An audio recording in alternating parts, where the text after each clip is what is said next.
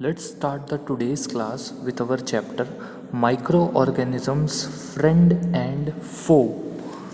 In this lecture, we are going to study about what are the diseases causing microorganisms in plants.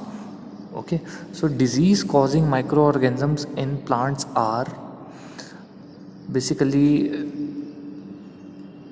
citrus canker, rust of wheat, yellow vein mosaic of bhindi. Then we will study about food poisoning. Okay, then the next topic is food preservation. Okay, then another topic is chemical methods, preservation by common salt. So these all are the different methods of food preservation. Okay, first method is chemical method, second preservation by common salt, third preservation by sugar, fourth preservation by oil and vinegar, fifth heat and cold treatments, sixth storage and packing. Okay, so these are some of the basic methods which are required for the preservation of food. Okay, then next topic is nitrogen fixation. Okay, so how the nitrogen is fixed, how atmospheric nitrogen is made usable, okay, for the absorption of plants. So that's what we are going to study in nitrogen fixation. Okay, then there is a nitrogen cycle which is very important part of our environment, so we have to study this cycle step by step. Okay, then we'll study what we have learned till now. Okay, so let's start the today's class with one of the very important topics of our chapter, disease causing microorganisms in plants. In this chapter we'll study about some of the basic diseases which occur in plants.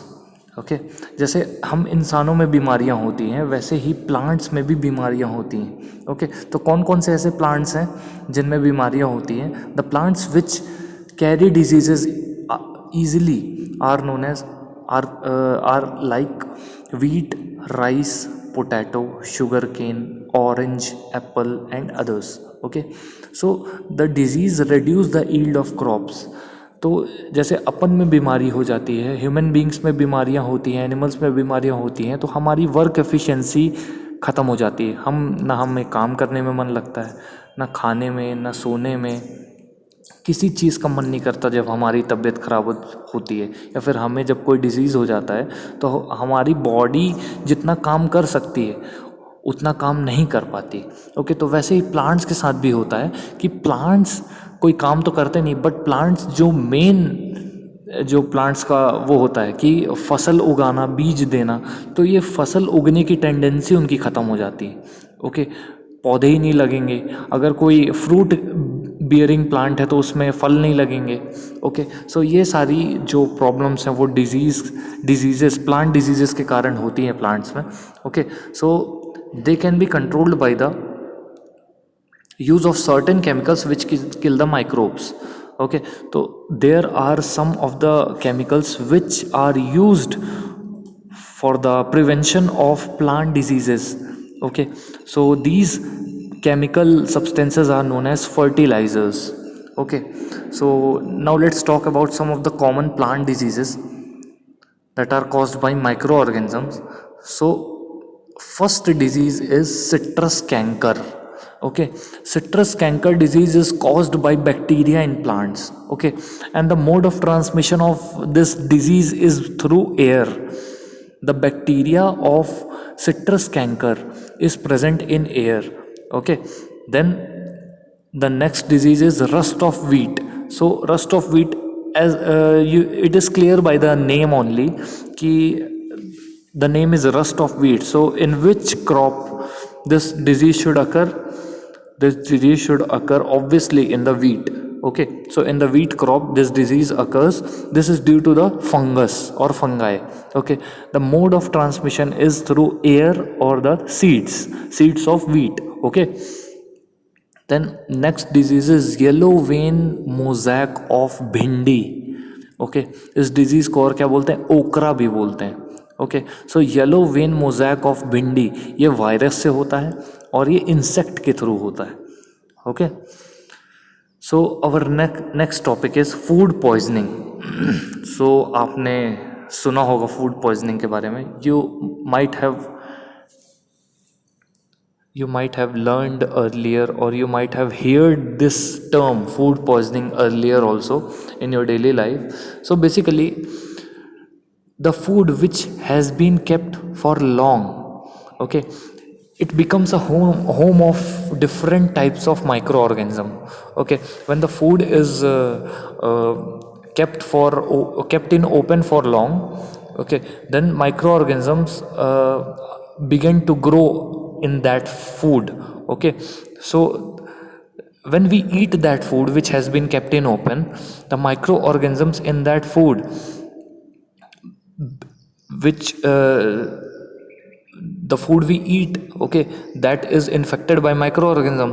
So microorganisms uh, starts producing some acids and some harmful substances.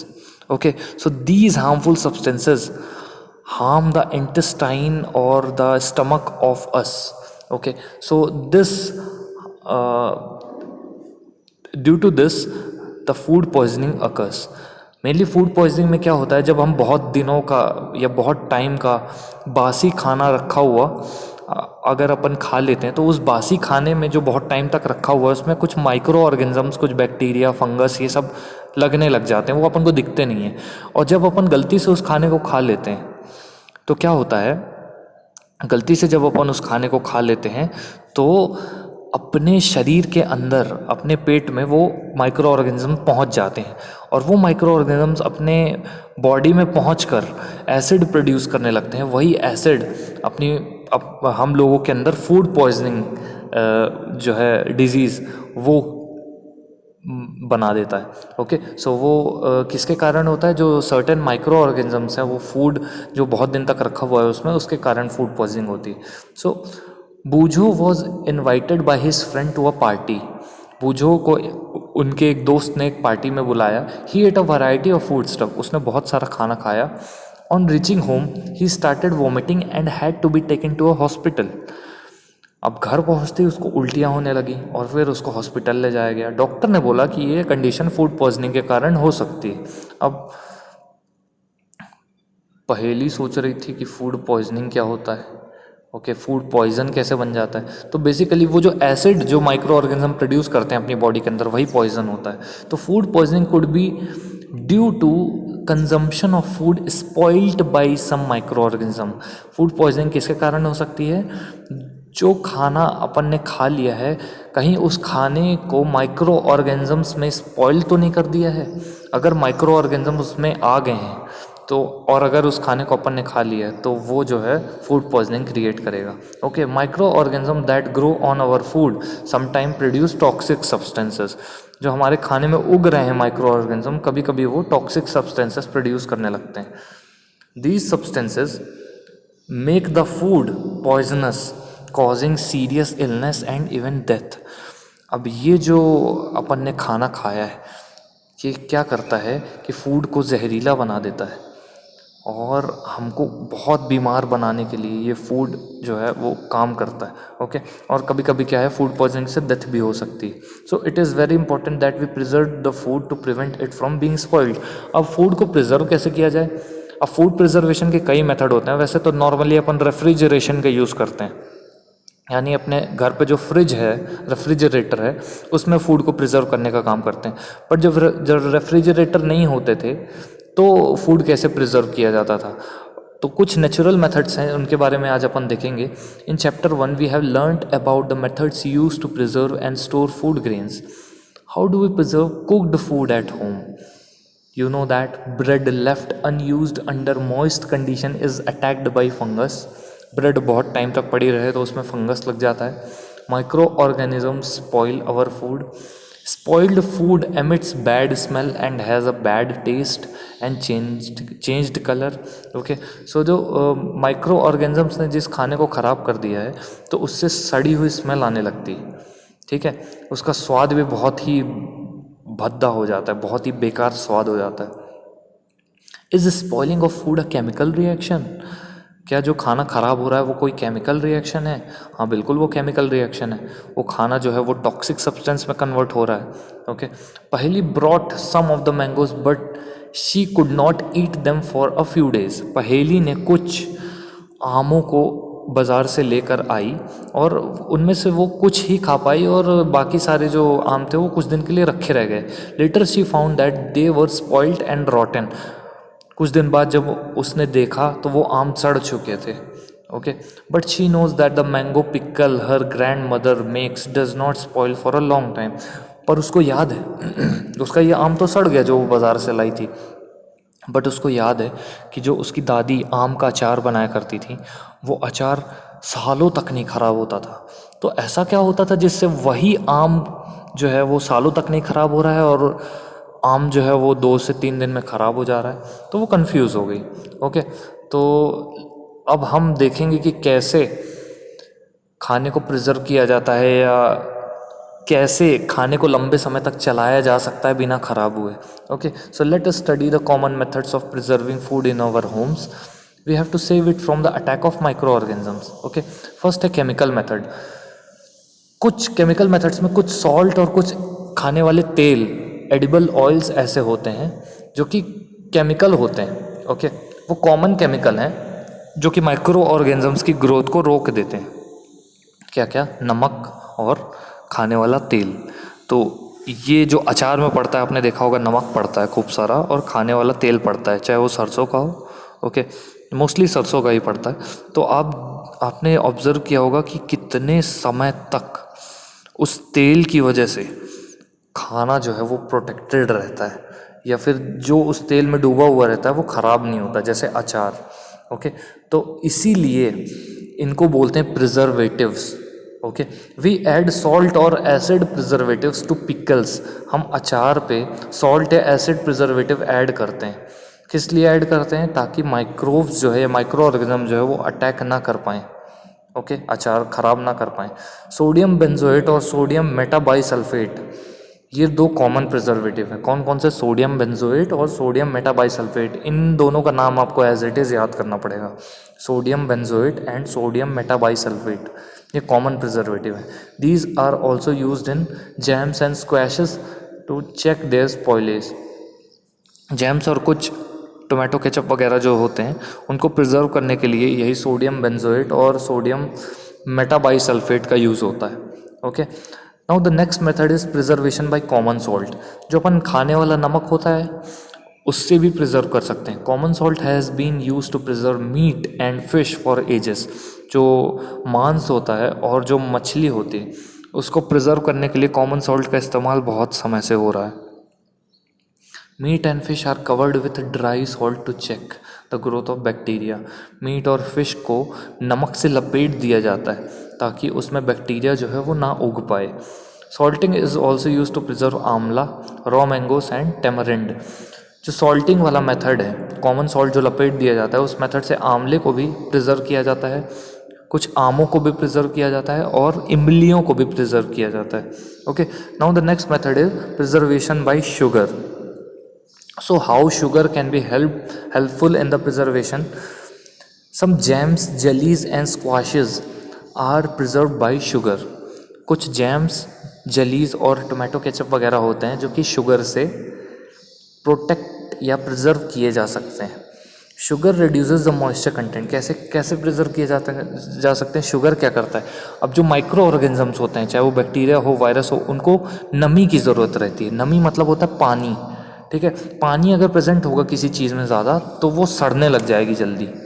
Okay, तो अगर सड़न को रोकना है तो हमें पानी को ख़त्म करना पड़ेगा। तो शुगर क्या करता है, उस पानी को एब्जॉर्ब कर लेता है। जो मॉइस्चर होता है ना फूड के अंदर, उसको शुगर एब्जॉर्ब कर लेता है और फिर बैक्टीरिया या कोई भी दूसरा माइक्रो ऑर्गेनिज्म उस पर ग्रोथ नहीं कर पाता है। Okay, preservation by oil and vinegar. अब अगला मेथड है preservation by oil and vinegar.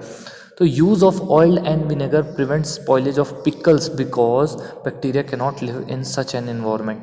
अब क्या होता है, ऑयल और विनेगर की मदद से अचार जो है वो बहुत सालों तक वैसे का वैसा ही रहता है, ख़राब नहीं होता है, क्योंकि इस तरह के एनवायरनमेंट में जिसमें ऑयल और विनेगर साथ में हो, उस तरह के एनवायरनमेंट में माइक्रो ऑर्गेनिजम्स नहीं सर्वाइव कर सकते। तो कुछ वेजिटेबल्स, फ्रूट्स, फिश और मीट भी इसी मेथड से प्रिजर्व किया जाता है, ऑयल और विनेगर वाले मेथड से। Okay, now next method is heat and cold treatments. So you must have observed your mother boiling milk before it is stored और यूज्ड। आपने देखा होगा कि हमारे घर पे दूध आते ही पहले उबाला जाता है। ओके, उबालने से क्या होता है, बहुत सारे माइक्रो ऑर्गेनिजम्स ख़त्म हो जाते हैं दूध में। ओके, सो एक साइंटिस्ट थे जिनका नाम था लुइस पैस्चर, उनके बारे में मैं थोड़ी देर में बताऊंगा। Similarly we keep our food in the refrigerator. तो रेफ्रिजरेटर के अंदर खाना रख कर क्या होता है कि खाना ठंडा रहता है। ठंड में, इतनी ठंड में जितना रेफ्रिजरेटर में टेम्परेचर रहता है, उतनी ठंड में कोई माइक्रो ऑर्गेनिज्म सर्वाइव नहीं कर सकता है। Okay, so low temperature inhibits the growth of microbes. तो लो टेम्परेचर क्या करता है, जो माइक्रो ऑर्गेनिजम्स या माइक्रोब्स जो उगते हैं उनकी ग्रोथ को रोक देता है, इसलिए फ्रिज में खाना बहुत दिन तक ख़राब नहीं होता है। ओके, सो पैस्चराइजेशन एक टेक्निक है जिनको लुइस पैस्चर नाम के एक साइंटिस्ट ने इस टेक्निक को इवॉल्व किया था। इसमें क्या होता है कि दूध जो होता है उसको गर्म किया जाता है लगभग 70 डिग्री टेम्परेचर में 15 से 30 सेकेंड के लिए, बस लगभग हाफ अ मिनट के लिए, यानी 30 सेकेंड के लिए वो गर्म किया जाता है 70 डिग्री टेम्परेचर पे। फिर उसको तुरंत ठंडा करके स्टोर कर लिया जाता है, तुरंत फ्रिज में डाल दिया जाता है, ठंडा कर लिया जाता है। इससे क्या होता है कि जो ग्रोथ ऑफ माइक्रो ऑर्गेनिज्म है वो नहीं होती, यानी वो दूध खराब नहीं होता है। ठीक है, तो इस टेक्निक को बोलते हैं पैस्चराइजेशन, क्योंकि लुइस पैस्चर ने डेवलप की थी ये technique. Okay, now the next method is storage and packing. These days dry fruits and even vegetables are sold in sealed airtight packets.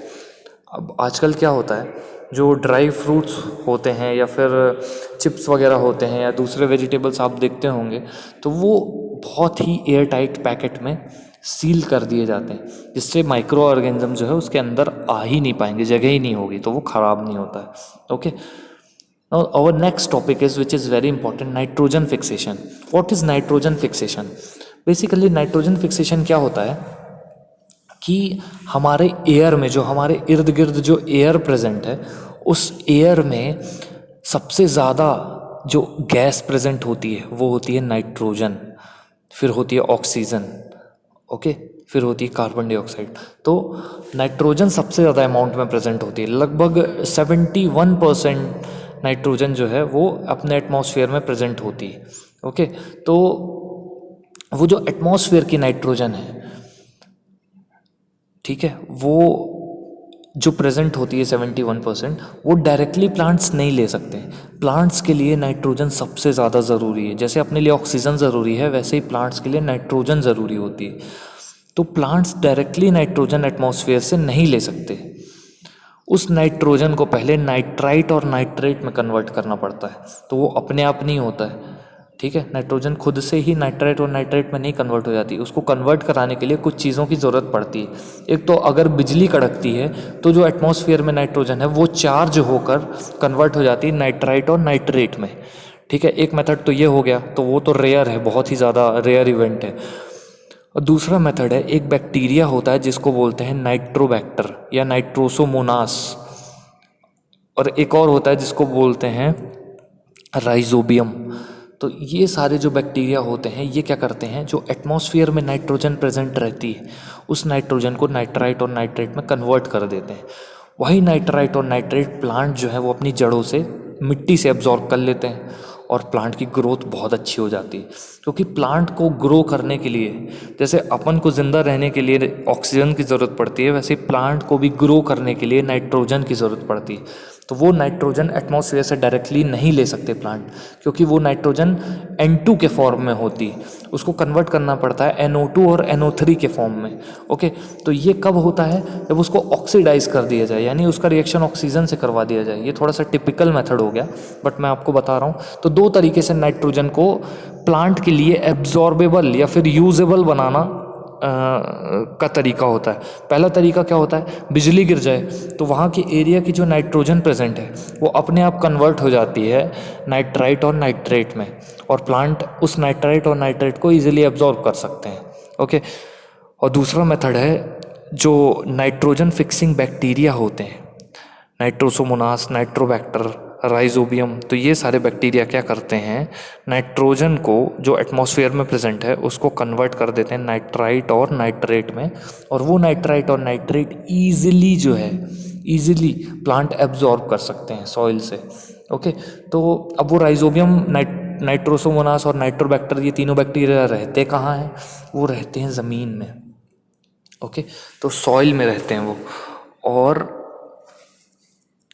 किससे अटैच रहते हैं, प्लांट की रूट से अटैच रहते हैं, प्लांट की जड़ों से अटैच रहते हैं। तो प्लांट की जड़ों से अटैच होने का फ़ायदा ये होता है कि प्लांट से उनको खाना मिल जाता है, इम्पॉर्टेंट वाटर और दूसरे न्यूट्रिएंट्स मिल जाते हैं, और बदले में जो राइजोबियम है या कोई भी ये नाइट्रोजन फिक्सिंग बैक्टीरिया है, बदले में प्लांट को ये क्या देते हैं, नाइट्रोजन को फिक्स करके, यानी एटमॉस्फेरिक नाइट्रोजन को एब्जॉर्बेबल फॉर्म में कन्वर्ट करके देते हैं, यानी नाइट्राइट और नाइट्रेट में कन्वर्ट करके देते हैं। ओके, तो इस तरह के रिलेशनशिप को, जब दो लिविंग ऑर्गेनिज्म एक दूसरे को फ़ायदा पहुंचाते हैं, ऐसे रिलेशनशिप को बोलते हैं सिम्बायोटिक रिलेशनशिप। ओके, यहाँ आप देख रहे हैं प्लांट जो है वो नाइट्रोजन फिक्सिंग बैक्टीरिया के लिए रहने की जगह दे रहा है, साथ में उसको न्यूट्रिएंट्स भी दे रहा है कुछ, ठीक है, उसको खाने पीने की चीज़ें दे रहा है। वहीं बैक्टीरिया प्लांट के लिए क्या कर रहा है, वो प्लांट के लिए नाइट्रोजन को फिक्स कर रहा है। ओके, फिक्स करने का मतलब है नाइट्रोजन को कन्वर्ट करना नाइट्राइट और नाइट्रेट में, ताकि प्लांट इजीली वो नाइट्राइट और नाइट्रेट को एब्जॉर्ब कर सकें अपने यूज़ के लिए। Okay, now let's study what the NCERT has to से।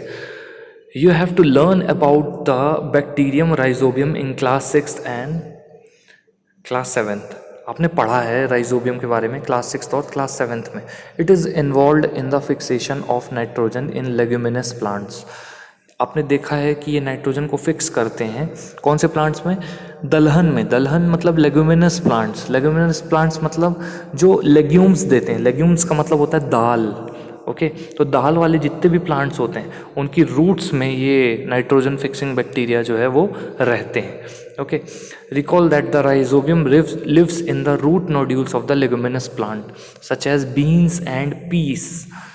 जो बीन्स और पीस होते हैं, ओके, तो उनकी रूट्स में ये उनको लेगुमिनस प्लांट्स बोलते हैं, तो इनकी रूट्स में राइजोबियम जो है वो रहता है, with which it has a symbiotic relationship.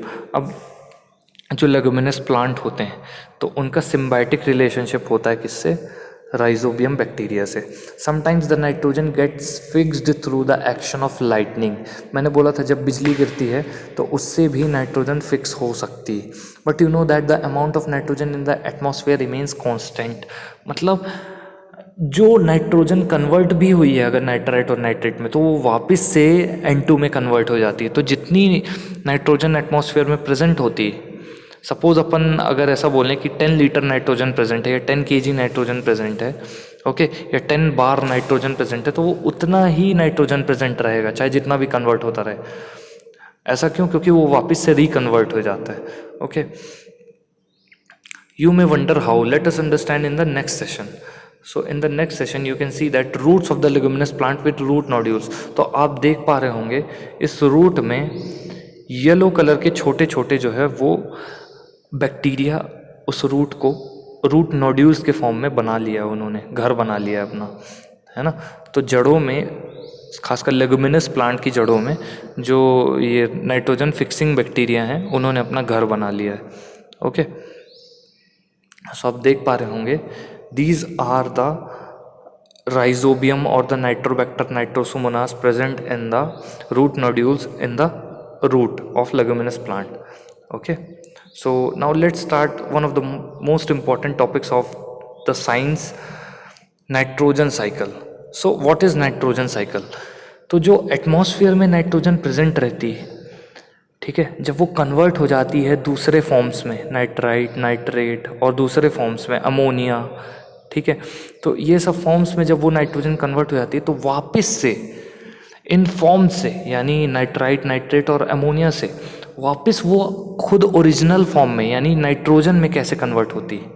Okay, तो नाइट्रोजन जो कन्वर्ट हो जाती है किस में, नाइट्रोजन कन्वर्ट होती है किस पे, नाइट्राइट, नाइट्रेट और अमोनिया में, जिससे प्लांट ईजिली एब्जॉर्ब कर सके नाइट्रोजन को। तो नाइट्रेट, नाइट्राइट और अमोनिया जब प्लांट मर जाता है तो वापस से वो कहाँ चली जाती है, एटमॉस्फेयर में चली जाती है। किसके फॉर्म में, N2 के फॉर्म में, नाइट्रोजन के फॉर्म में। ओके, तो अब ये होता कैसे है, ये चार्ट के थ्रू समझाया गया है। एटमॉस्फेरिक नाइट्रोजन जो है वो दो तरह से फिक्स होती है, एक लाइटनिंग के थ्रू और एक नाइट्रोजन फिक्सिंग बैक्टीरिया के थ्रू। लेफ्ट साइड में एक लाइटनिंग का डिब्बा बना होगा और उसके लेफ्ट में nitrogen fixing bacteria fix atmospheric nitrogen जो लिखा हुआ है। ओके, तो नाइट्रोजन दो तरह से ही फिक्स होती है। कैसे, नाइट्रोजन फिक्सिंग बैक्टीरिया करवाता है या फिर बिजली जब गिर जाती तब। तो जो नाइट्रोजन फिक्सिंग बैक्टीरिया से होती तो वो बैक्टीरिया क्या करता है, bacteria intern fix the nitrogen into nitrogenous compound. Bacteria बाद में उसको क्या करता है, नाइट्राइट और नाइट्रेट में कन्वर्ट कर देता है। और लाइटनिंग से जो होती तो वो जो नाइट्रोजन है वो कहाँ चला जाता है, सॉइल में। ओके, वो नाइट्राइट और नाइट्रेट कहाँ चला जाता है, सॉइल में चला जाता है। ओके, जो बिजली से कन्वर्ट होता है वो डायरेक्ट सॉइल में चला जाता है। ठीक है, अब वो जो सॉइल में प्रेजेंट है क्या, नाइट्राइट और नाइट्रेट, उसको प्लांट सीधे ले लेते हैं। ठीक है, एब्जॉर्ब कर लेते हैं रूट से। अब उन प्लांट्स को अगर एनिमल्स ने खाया, ऐसे प्लांट्स जिन्होंने नाइट्रोजन को ले लिया है सॉइल से, अब इन प्लांट्स को अगर एनिमल्स ने खाया तो वो उन एनिमल्स के अंदर भी नाइट्रोजन पहुंच जाती है। जब वो एनिमल्स मरते हैं या फिर जब वो एक्सक्रीट करते हैं, ओके, तो वो उनके वेस्ट मटेरियल से जो बॉडी के बाहर निकलता है, उससे नाइट्रोजनस वेस्ट से जो है वो वापस से नाइट्रोजन कहाँ चली जाती है, सॉइल में। क्योंकि कोई भी जानवर मरेगा तो वो कहाँ मरेगा, मिट्टी के ऊपर ही मरेगा, ज़मीन में ही मरेगा। तो धीरे धीरे उसको छोटे छोटे माइक्रो ऑर्गेनिज्म खा लेंगे और जो उसके अंदर नाइट्रोजन प्रेजेंट था वो कहाँ चला जाएगा, वापस से सॉइल में चला जाएगा। और वहाँ से सारा का सारा नाइट्रोजन कहाँ जाता है, बैक्टीरिया उनको डीनाइट्रिफिकेशन करके वापस से किस में कन्वर्ट कर देते हैं, एटमॉस्फेरिक नाइट्रोजन में। Okay, so this is nitrogen cycle. मैं एक बार और एक्सप्लेन कर देता हूँ आपको। नाइट्रोजन साइकिल में क्या होता है, जो एटमॉस्फेयर की नाइट्रोजन होती है, ओके, वो दो तरह से फिक्स की जाती है। एक तो बाय लाइटनिंग, यानी बिजली गिर जाए तो वो कन्वर्ट हो जाती है नाइट्राइट और नाइट्रेट में। दूसरा मेथड है नाइट्रोजन फिक्सिंग बैक्टीरिया के थ्रू। नाइट्रोजन फिक्सिंग बैक्टीरिया जो है वो उसको सिंपलर फॉर्म्स में कन्वर्ट कर देते हैं। सिंपलर फॉर्म्स मतलब नाइट्राइट और नाइट्रेट में कन्वर्ट कर देते हैं। यही नाइट्राइट और नाइट्रेट जो है सॉइल में मिक्स हो जाता है और सॉइल में मिक्स होने के बाद उसको प्लांट्स या तो डायरेक्टली ले लेते हैं या तो सॉइल में कुछ ऐसे बैक्टीरिया प्रेजेंट होते हैं जो कि वापस से उसको कन्वर्ट कर देते हैं किसमें, नाइट्रोजन में। ओके, तो जब प्लांट्स ले लेते हैं उस नाइट्राइट और नाइट्रेट को, तो जब उन प्लांट्स को एनिमल्स खाते हैं तो वो नाइट्रोजन कहाँ पहुँच जाता है, वो नाइट्राइट और नाइट्रेट कहाँ पहुँच जाता है, एनिमल्स के अंदर। अब जब एनिमल्स मरते हैं तो वापस से वो नाइट्राइट और नाइट्रेट कहाँ पहुँच जाता है, सॉइल में। अब उस सॉइल में कुछ ऐसे बैक्टीरिया भी प्रेजेंट होते हैं जो कि नाइट्राइट और नाइट्रेट को वापस से किस में कन्वर्ट करने का काम करते हैं, नाइट्रोजन में। तो एक बैक्टीरिया ने क्या काम किया, नाइट्रोजन को नाइट्राइट और नाइट्रेट में कन्वर्ट किया। दूसरे बैक्टीरिया ने क्या काम किया, नाइट्राइट और नाइट्रेट को वापस से नाइट्रोजन में कन्वर्ट किया। So this is the nitrogen cycle, जिससे जो एटमॉस्फेयर का नाइट्रोजन है वापस से एटमॉस्फेयर में आ जाता है। अब एनसीईआरटी टेक्स्ट बुक में क्या लिखा है वो अपन रीड करते हैं। आवर एटमॉस्फेयर है 78% नाइट्रोजन गैस। मैंने 71% बोला था ना, अब आप देख लीजिए कितना ज़्यादा प्रेजेंट होता है, 78% प्रेजेंट होती है nitrogen. Nitrogen is one of the essential constituent of all living organism, because nitrogen से क्या बनता है, प्रोटीन, क्लोरोफिल, न्यूक्लिक एसिड और विटामिन, इतनी सारी चीज़ें बनती है। ओके, तो प्रोटीन आपको पता है बॉडी को बिल्ड करने का काम करता है। क्लोरोफिल आपको पता है ग्रीन पिगमेंट है जिससे फोटोसिंथेसिस होता है प्लांट्स में। न्यूक्लिक एसिड और विटामिन्स, न्यूक्लिक एसिड मतलब डीएनए और आरएनए, ठीक है, डीएनए और आरएनए सेल को डिवाइड करने में हेल्प करते हैं। और विटामिन्स जो है वो कुछ ऐसी रिएक्शन चलाते हैं जिनसे खाना डाइजेस्ट हो जाए। तो जो एटमॉस्फेरिक नाइट्रोजन है, the atmospheric nitrogen cannot be taken directly by plants and animals. जो एटमॉस्फेयर में नाइट्रोजन प्रेजेंट है तो वो प्लांट और एनिमल्स डायरेक्टली उसको नहीं ले सकते एटमॉस्फेयर से। Certain bacteria and blue green algae present in the soil. कुछ ऐसे बैक्टीरिया होते हैं और कुछ ब्लू ग्रीन एल्गी होती है जो कि सॉइल में प्रेजेंट होती है।